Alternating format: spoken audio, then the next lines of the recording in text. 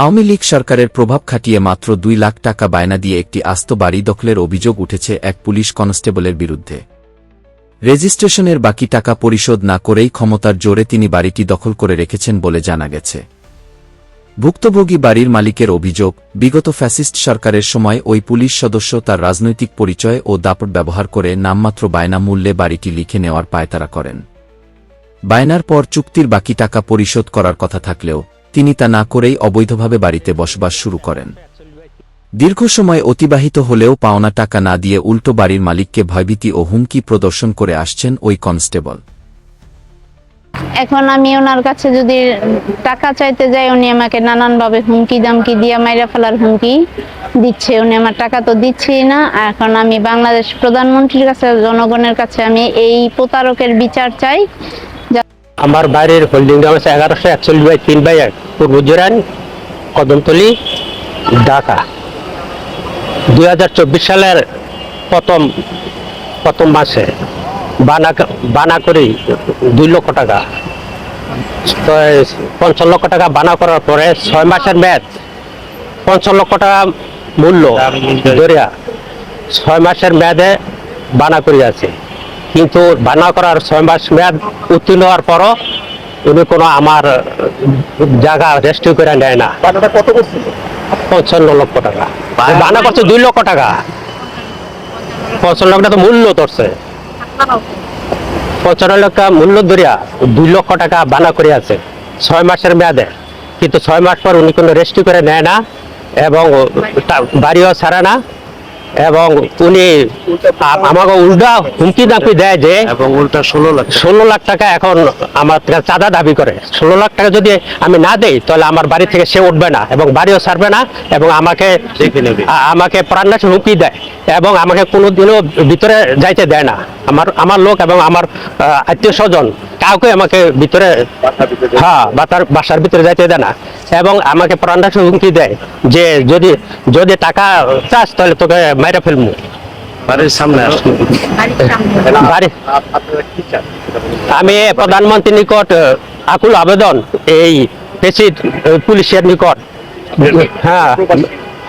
আমি সুষ্ঠু বিচার দাবি করছি এবং জনগণ মিলিয়া সবাই যেমন এই পুলিশের নিকট বিচারের দাবি জানাচ্ছে। পলাতক পুলিশ সাসপেন্ড, নাম হয়েছে সেলিম। সে ছিল হেড অফিসে, হ্যাঁ হেড অফিস ছিল।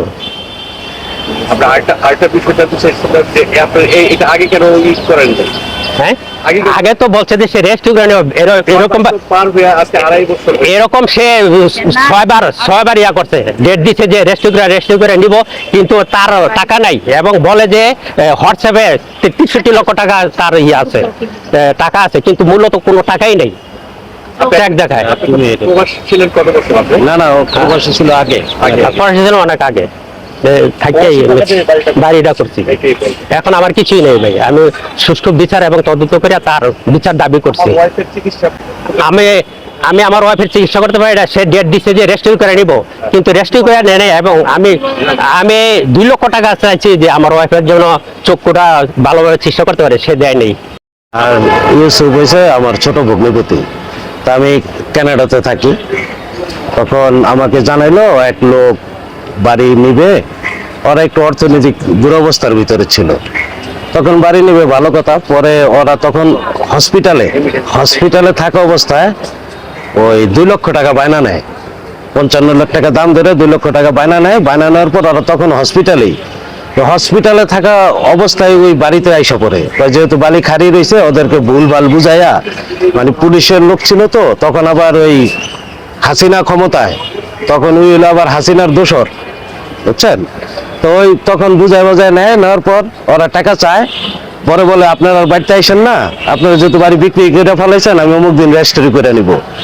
তো এই করতে এই আজকে কালকে করতে অনেক দিন হয়ে যায়। পরে ইদানিং আমি আসার পরে গত 3 মাস আগে আমি চাপ প্রয়োগ করি, লোকজন নিয়ে চাপ প্রয়োগ করার পর ওরা বলতেছে ওরা নাকি 16 লাখ টাকা না দিলে বাড়ির থেকে ছাড়বে না, এবং এও বলে যে আপনি তো আজ 2-1 দিন পর চলে যাবেন, আমি ওদেরকে দেখে দিব, আমার 16 লাখ টাকা দেন, আমি এই মুহূর্তে বাড়ি থেকে চলে যাব। আর ওই এখন ইদানিং আমি এইবার আসার পরে যোগাযোগ করি, পালায় আছে, ফোনে যোগাযোগ করে, ওই বাড়িতে ওর এক বাইকনা রাখছে তালা দেওয়া, আর ওই ফ্যামিলি সহ পালায়। ওই হয়েছে ওই 5ই আগস্টের পরে ওই জয়েনিংও করে না, হেড অফিসে খোঁজ নিয়েছি, ওই খুনের মামলার বোধ হয় আসামি। ওই খুব প্রভাবশালী ছিল, আগে পেশায় ছিল কনস্টেবল, কিন্তু ওই দাপট দেখাইতো অনেক, এবং লোক মুখে শুনতে পাই মনে হয় কয়েকশো কোটি টাকার মালিক, এই দুর্নীতি করে কামাইছে। ওর সুষ্ঠু তদন্ত করলে ওর পিছনে রাঘব বোয়ালগুলো সব বের হবে। আমি প্রাইম মিনিস্টার প্লাস এই দেশের জনগণের কাছে অনুরোধ, এই সব মানে দুর্নীতিবাজদের এখনো, এই তারেক রহমানের বাংলাদেশে এখনো দুর্নীতিবাজরা প্রকাশ্যে ঘুরে বেড়ায়। আমি এটা চাই না, এটা সুষ্ঠু বিচার চাই। শারমিন আক্তার, আমার স্বামী মোহাম্মদ ইউসুফ আলী সরকার, 1141/3/1 পূর্ব জুরাইন, নবীনবাগ, ঢাকা। কদমতলী থানা। আমার বাড়িটা আমি সেলিম সাহেবের কাছে বায়না করছি, বিক্রি করার সম্মতি করার পর সে আমারে বায়নানামা চুক্তি করে 2 লাখ টাকা দিছে। দেওয়ার পর 6 মাস যাবত সে আর কোনো রেস্ট্রি করে নেয় নাই।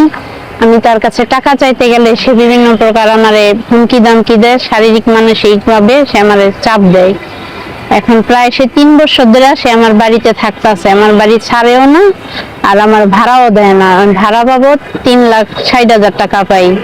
আমি ব্যক্তিগতভাবে খুব অসুস্থ, আমি চোখে দেখি না। মাননীয় প্রধানমন্ত্রীর আর বাংলাদেশের জনগণের কাছে আমি বিচার চাচ্ছি। উনি ছিলেন পুলিশ, সাবেক পুলিশ, উনি 15ই আগস্টের পর বিভিন্ন জায়গায় থাকে, উনি ফ্যাসিস্ট দালাল ছিল। উনি আমাদের অনেক অশান্তির মধ্যে রাখছে। আমি এই বিচারটা চাচ্ছি জনগণের কাছে, মাননীয় প্রধানমন্ত্রীর কাছে।